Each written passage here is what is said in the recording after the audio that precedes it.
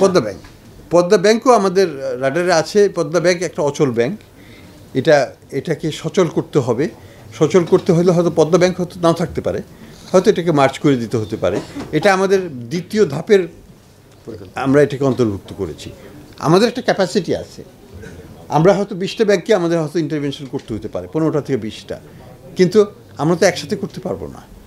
আমরা প্রথমে 5টা ব্যাংক নিচ্ছি, এই 5টা ব্যাংকে যদি আমরা সাকসেসফুলি করতে পারি, আমরা পরে হয়তো আরও 5টা বা 10টা ব্যাংকে নিব, তারপরে আবার হয়তো আরও কিছু ব্যাংকে নিব।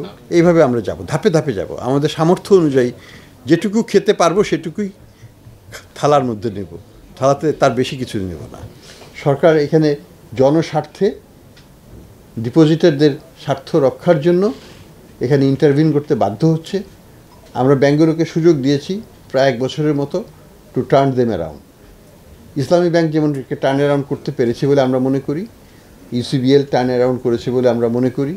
সেখানে আমরা সামনের দিকে উজ্জ্বল সম্ভাবনা দিচ্ছি তাদের, সেখানে আমরা কোনো ইন্টারভেনশন করতে যাব না। কিন্তু যে ব্যাংকগুলোকে আমরা সুযোগ দিয়েছি, কিন্তু অর্থও দিয়েছি, কিন্তু তারা টার্ন অ্যারাউন্ড করতে পারছে না, তাদেরকে তো কিছু একটা করতে হবে। এইভাবে তো আমরা খুঁড়িয়ে খুঁড়িয়ে একটা ব্যাংকিং খাতকে চলতে দিতে পারি না। কাজে আমাদের দায়িত্ব হচ্ছে কেন্দ্রীয় ব্যাংক হিসেবে, সরকারের অঙ্গ হিসেবে সরকারের সাথে মিলে এখানে একটা হস্তক্ষেপ করা, এবং সেটা আমরা করতে যাব।